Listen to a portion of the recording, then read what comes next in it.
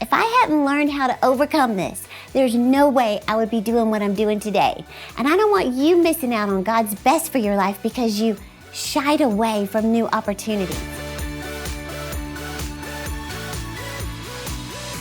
Hey, I'm Terri Savelle Foy, your cheerleader of dreams. Thanks for joining me today. We're going to talk about 3 powerful ways to stop being so shy. And I speak straight from experience. But hey, real quick, if you've never subscribed to this channel, would you push the arrow below so I know that these messages are helping you? It just lets me know you want more faith-building motivation to help you live your dreams. So let's talk about the topic of shyness.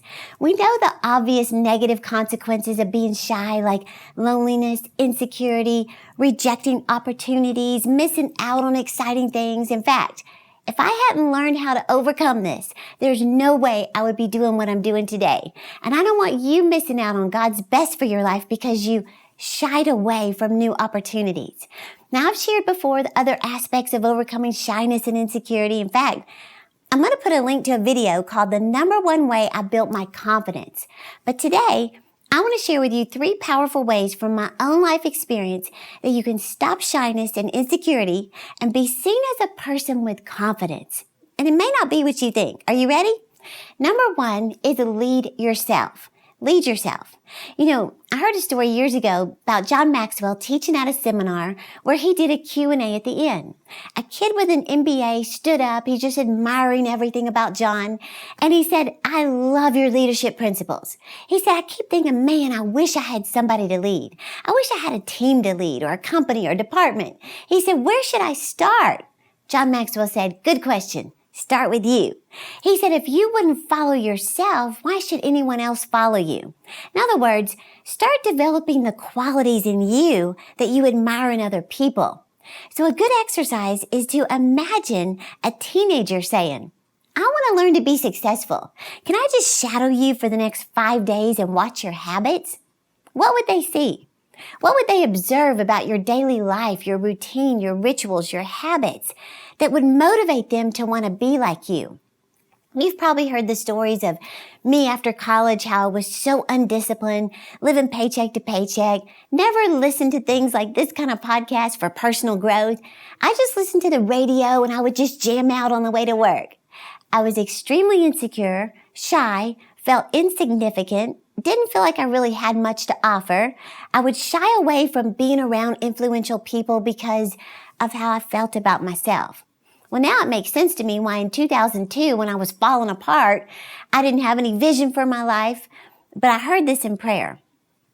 Don't be average and your life won't be average. That applies to everything. Don't be average and your career won't be average. Don't be average and your finances won't be average. Your relationships won't be average. See, your life will only grow to the extent that you grow. Your confidence will only grow to the extent that you grow.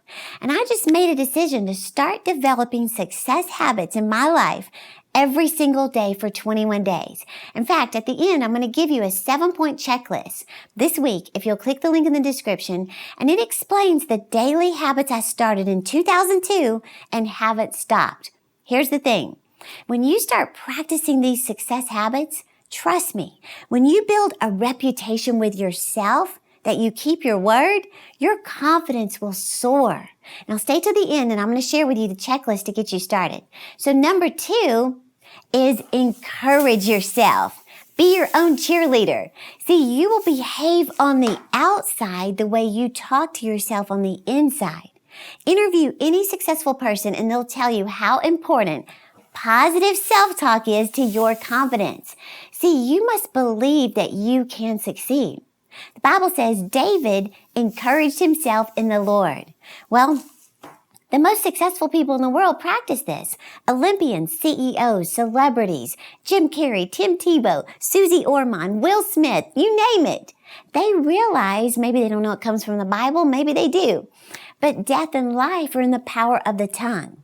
So you may feel like you're not as good as other people, but don't speak it. You know, it may look like it's going to take years to achieve your dreams, but don't speak it. It may appear that nothing is working in your favor, but don't speak it. So if you want to know where your life is headed, listen to the words that are coming out of your mouth.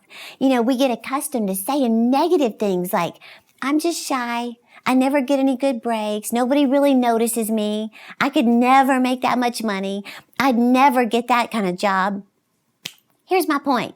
Stop all those I could never statements from coming out of your mouth. You are limiting yourself by your vocabulary. So I want you to see your words are keeping you locked into the very circumstances that you want out of. You've heard of the Miranda rights. Anything you say can and will be held against you. It's true. So you've got to give yourself a pep talk, not accidentally, intentionally. Now, when I began to realize this, I had to, number one, stop saying negative things. Number two, start saying positive things. And you know what? My life began to move in the direction of my words. First, I started with a list of declarations to speak over myself. And when I started doing this, it was the exact opposite of what I was experiencing. I would say things like, I'm confident, I'm courageous, I'm qualified by God. My gift is making room for me and bringing me before great people.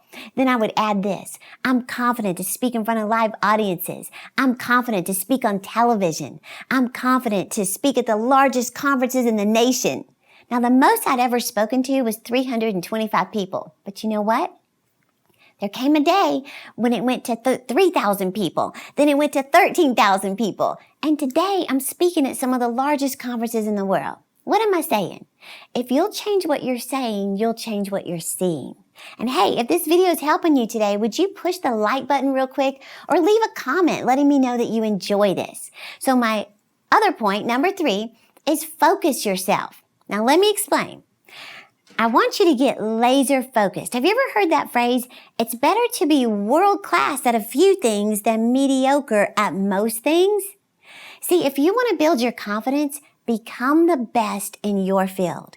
Become an expert in what you're passionate about. If it's baking cookies, become the best. If it's selling houses, immerse yourself in wisdom to become the best realtor. If it's healthcare or a fitness trainer, go above and beyond to be known for being the best at what you do.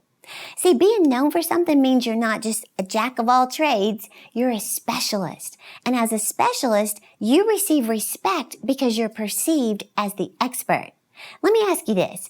If somebody had to think of something that reminded them of you, what would it be? Like when people hear your name, what do they think of? What do they associate you with? I want you to become so focused that you distinguish yourself. You know, Miles Monroe said, carve out a niche for yourself that they can't ignore you. You know, when James Cameron was asked how he managed to produce the 2 highest grossing movies of all time, Titanic and Avatar, you know what he said? Focus. He said you've got to be laser focused, like a laser, super focused to get anything worthwhile done. He said when I did Avatar, I was super focused for 4 years. Well, Tom Monahan, founder of Domino's Pizza, he was asked the secret to his success. You know what he said? A fanatical focus on doing one thing very well. Same with Bill Gates of Microsoft. He said, if you want to be a great software company, you have to be only a software company. See, when you dabble in so many things, you become okay at many things, but not great at one thing. So confident, successful people, they're not great at everything, they're great at one thing. James 4 says, a double-minded man is unstable in all of his ways. How many of his ways? All of them. Now, I'm telling you from experience, when you immerse yourself in a certain field or topic, your confidence will go to new heights and shyness will be a thing of the past. Does this make sense?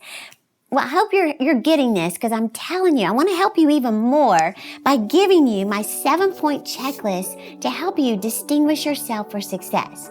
Now, this is something I taught at a success conference where people paid $400 each to attend.